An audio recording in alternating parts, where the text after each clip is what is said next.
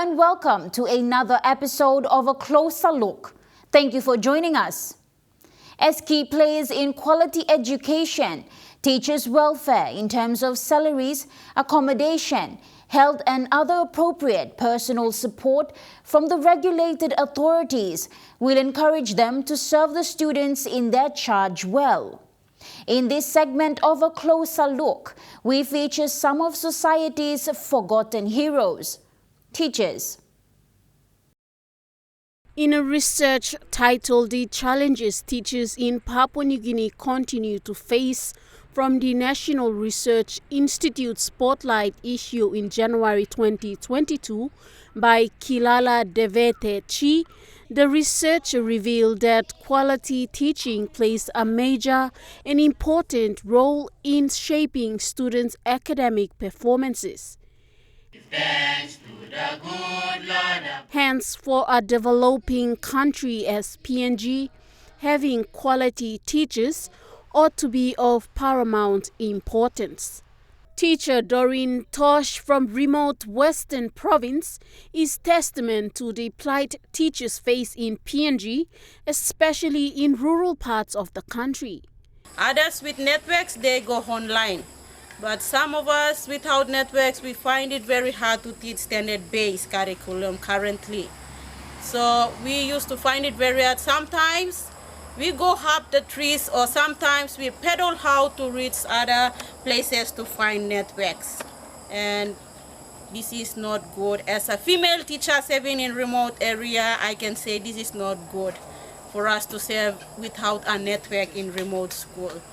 Adding on to Ms. Tosh's challenge, her colleague Mr. Kure Patrick also shared one issue that is most talked about currently, which is the 3% much anticipated increment. Address our issue as the 3% increment that the government trying to impose to all the teachers of Papua New Guinea. Make sure the increment must become a reality. And today we are facing, in most of the towns and cities, we are facing pricing of goods and services right now. And also to pay up our child school fee, it's very challenging. So please, this 3% must be implemented. This 3% must be implemented so that all teachers teaching in remote areas, also in town, must afford and be happy with the 3% that is going to be implemented by the Department of Education. In a recent press conference hosted by the Teachers Service Commission, Chairman Samson Wangiomi responded to questions regarding the 3% increment. It's now, we have signed the agreement, everything is done, so it's now up to Department of Finance and Treasury to have them inputted into the ALESCO system for our payroll here to just let go, and they should be okay. So that is the issue we're having. It is an agreement that we have signed, that they have signed with the government, and the government, we are obliged to pay them. And that agreement is backdated to 2023. So the teachers will be paid their 3% backdated to 2023, right up. However, with the recent natural calamity that struck several provinces across the country, many schools were affected with disasters caused by the heavy rains. Other provinces that share border with the disaster-struck areas were also affected.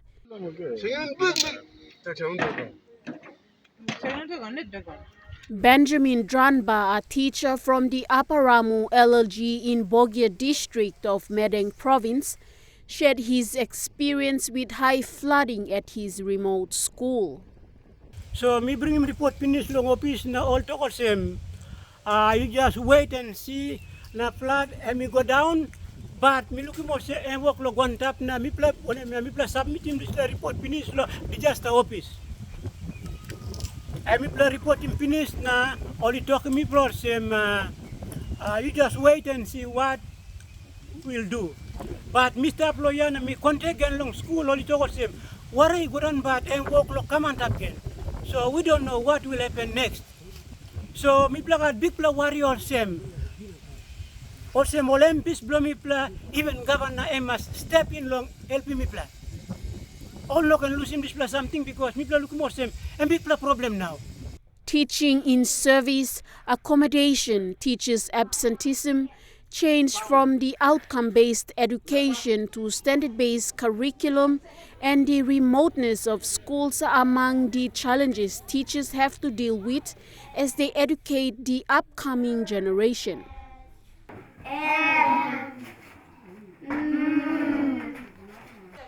With the issue of remoteness of schools, teachers that teach at these remote schools hardly or not at all get the disadvantaged school allowances. According to the Spotlight NRI issue, the disadvantaged allowance is intended to encourage teachers to work in remote areas, but sadly they don't receive it. Chairman Wangiomi reiterated.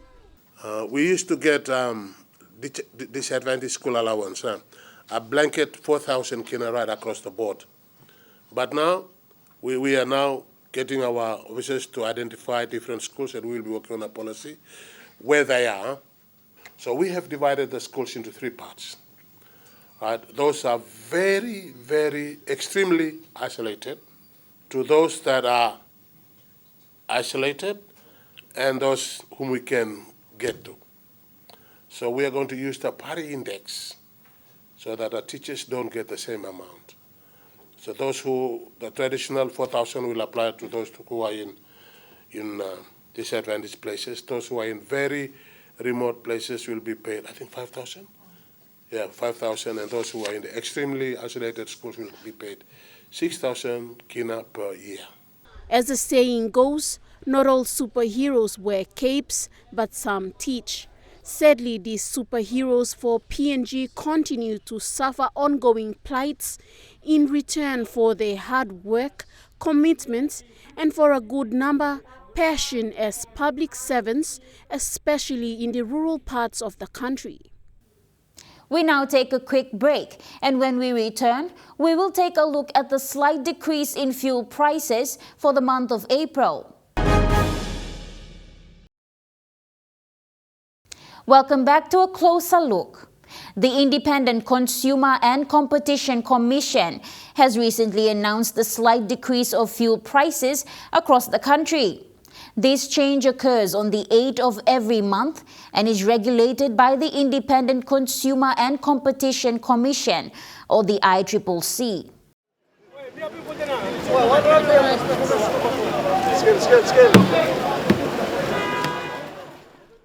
This month's indicative retail fuel price was explained by the country's fuel price regulator, the Independent Consumer and Competition Commission, recently in Port Moresby.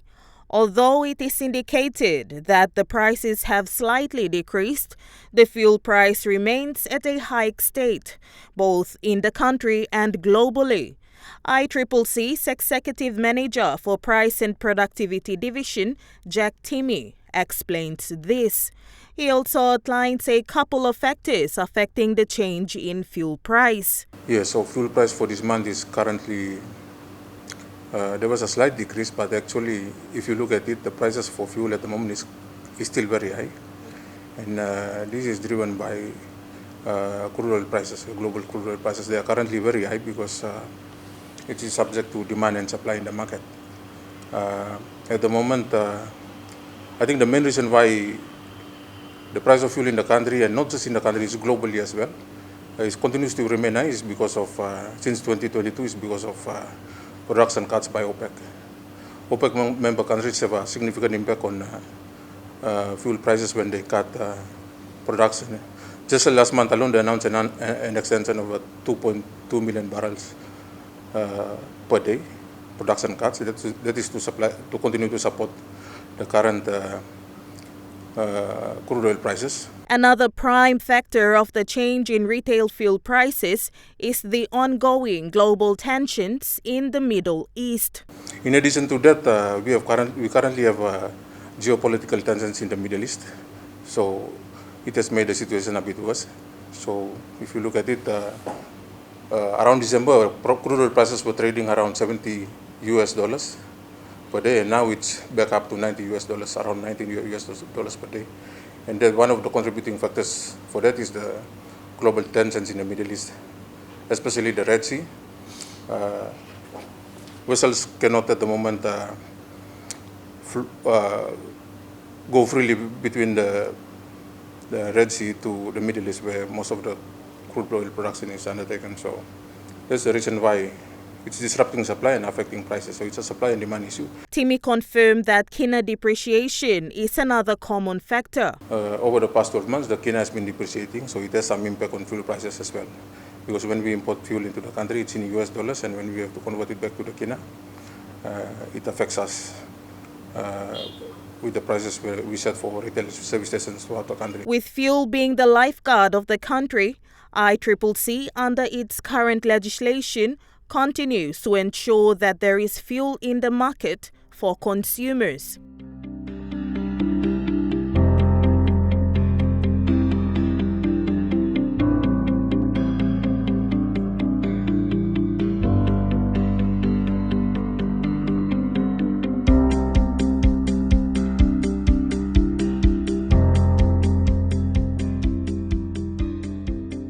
Meanwhile, earlier this year, the search for an alternate fuel supplier was in demand for the PNG government. Puma Energy was selected to remain the current alternate supplier of fuel in the country. However, the PNG alternate government claims that the issue of sorting out an alternate fuel supplier should have been addressed long ago. If the government changes, it shouldn't be a difficult proposition to bring all of these players, whether it be Island Petroleum or Mobil or Total, and say, look, Mibla got heavy oseme, how can we fix it? I'm sure the private sector has a solution, because that's their job, work lo Mibla. But fuel is a strategically important energy issue for the country, so it must be resolved. Today, fuel customers are still feeling the pinch of fuel crisis. This was what some of them had to say. We are actually crawling. Puma should go. We don't need Puma. And in the interim, we have to have our national, Kumul Petroleum going into partnership with another, maybe a trusted friend like Shell or Mobil, so that we can keep the supply going and get this country off the grip that we are faced with. So, and one is something making Minnesota Puma Energy now run Sabat shut down. One me so me lagi mam da nubla company lo take over lo disla fuel one me plus short line now to government making Minnesota but lo government to side lo government to all making me so government to step down to na la nubla man sim to name run country lo kubla to right.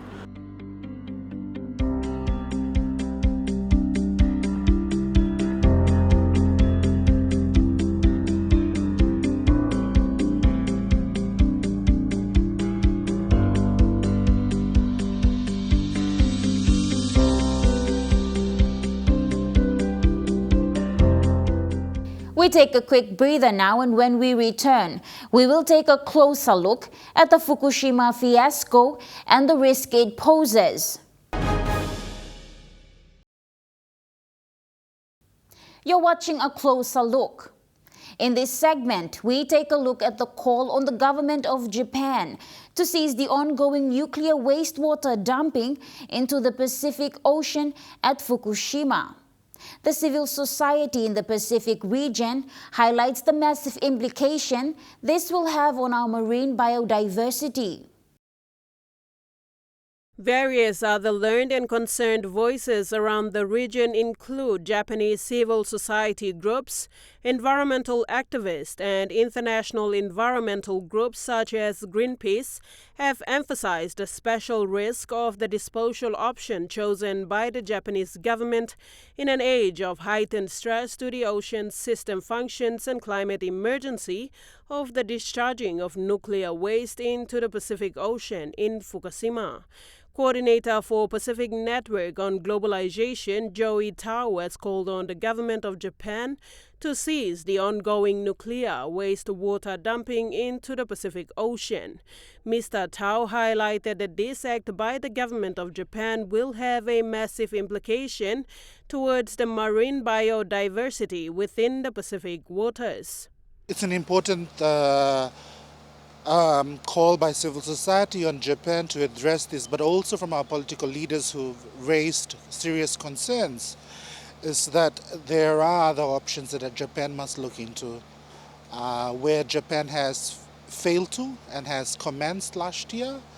It has done its fourth discharge last month, and it needs to really reconsider its plans, given that the region has legacy standing issues of nuclear testing in the region, and some of our Pacific Island countries are still living with the impacts of nuclear testing in the region.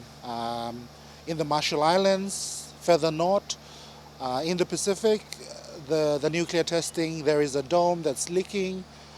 So there are countries in the Pacific that are experiencing, or rather living with the impacts of nuclear testing. Japan's plans to dispose nuclear wastewater into the Pacific is an added human stressor onto the health of our ocean. For Pacific peoples, we've continued as civil society from the region, including Papua New Guinea, we've continued to highlight the importance of our ocean, its value to us, how it sustained us, and it's very much our home. So for someone to come and toxicate our home, it raises a lot of questions.